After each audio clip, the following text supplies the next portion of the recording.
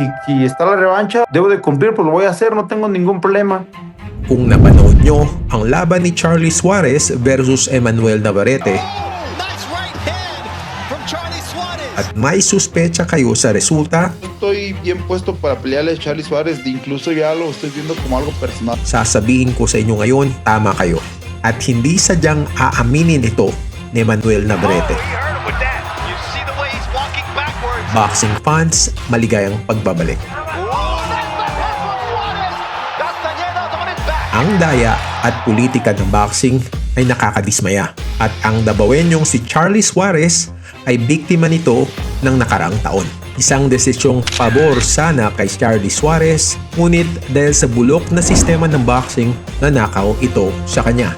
Ating analisahin ang latest interview kay Navarrete at ang sorpresa, gigisahin siya ni Eric Morales dito. Después vino una pelea polémica, Charlie Suarez. Ang laban ni Emmanuel Navarrete at Charlie Suarez nung nakarang taon ay isang routine defense lang sana para sa Mexicanong si Navarrete. Ngunit ito ang nagpakita ng mga kakulangan sa officiating at ang korupsyon sa politika ng boxing. Idineklarang panalo si Navarrete via technical decision matapos itigil ang laban sa 8th round dahil sa inakalang accidental headbutt. Gayunpaman, binago ng California State Athletic Commission ang desisyon at ginawang no contest matapos mapatunayan sa video na isang lehitimong suntok ang sanhi ng sugat. As per boxing rules, once galing ang sugat sa suntok, panalo kaagad ang fighter. Dito nag-uumapaw sa galit ang mga Pilipino. Kung lehitimo ang suntok, bakit di nila i-correct ang decision at ibigay ang panalo kay Suarez?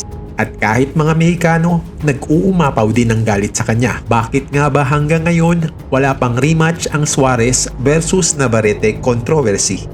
Ating tandaan na sa unang bahagi ng 2025, si Emmanuel Navarrete ay nakilala bilang isa sa mga pinakamalakas na atraksyon sa boxing ng Mexico.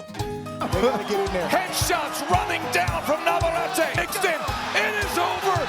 It is over. Matapos masungkit ang mga titulo sa tatlong weight class: Super Bantamweight at 122 pounds, Featherweight at 126 pounds, at Junior Lightweight at 130 pounds. Ang pag-angat niya ay dahil sa kakaibang estilo. Tinaguri ang El Vaquero, gumagamit siya ng awkward na anggulo, malalapad at paikot na suntok na biglang sumusulpot sa labas ng paningin ng kalaban at nagdudulot ng knockout. At may mga biktima din siyang Pinoy. Giving it a look. There it is. TKO victory. Ngunit nang nakalaban niya ang Pinoy na si Charlie Suarez, nakatagpo siya ng ibang lakas. Ano nga ba ang estado ng rematch na ito? Iimbestigahan ngayon ni Eric Morales si Emmanuel Navarrete. Ating dinggin. Después vino una pelea polémica, Charlie Suarez. Y hay un corte y pues hay muchos para acá, muchos para allá. Tú dime qué viviste ahí. Pues sí, desde que se tomó la decisión por parte de las autoridades dentro del ring, yo me mentalicé en que pues no era mi culpa. Te juro que yo veía a Charlie y tú lo sientes, te das cuenta cuando un peleador pues ya viene para abajo. Yo creo que estaba tomando un buen rumbo para mí.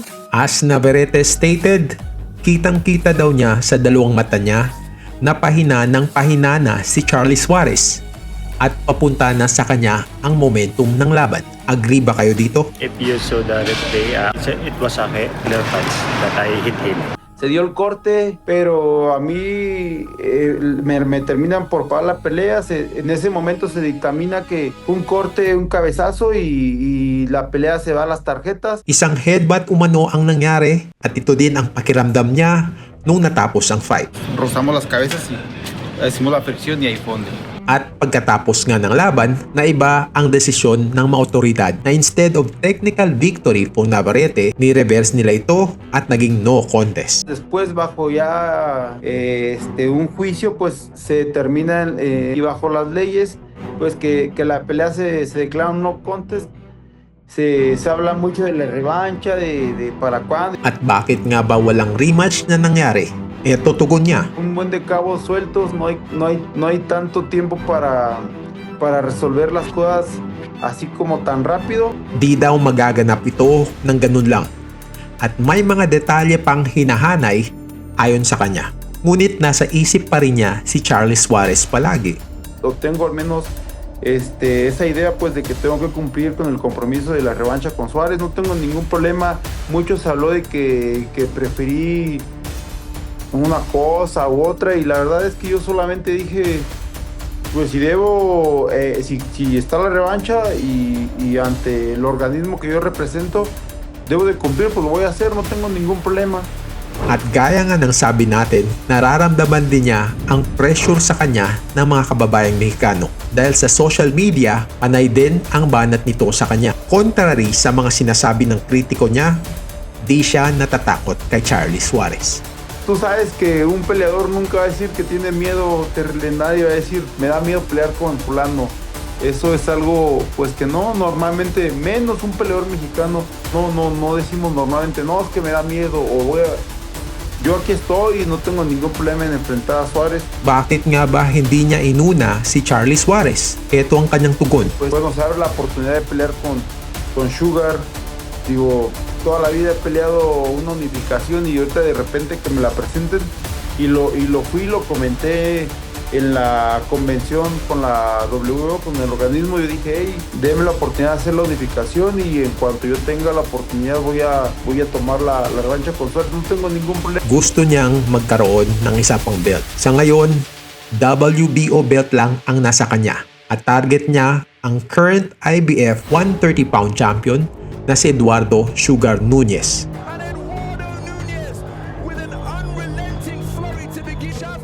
At worry nila, this will be a lucrative fight. At di siya nagpapapekto sa mga kritiko ng boxing. De esto que te estoy diciendo, a todo lo que dice la gente, redes sociales, todo, pues olvídate, es un tema que no va a terminar. At mukhang agree naman si Eric Morales na huwag siya magpapapekto sa mga kritiko. Pues no se preocupa por ninguna otra cosa. Y hoy las redes sociales están bien fuertes, a favor o en contra. Yo creo que deberías estar feliz porque tienes un montón de trabajo. Tienes la pelea de Sugar, tienes la revancha, tienes, la neta, tienes mucho trabajo por venir, güey. Yo la neta estoy agradeciendo, y aprendí ya hace unos años pues a agradecer, a dar gracias.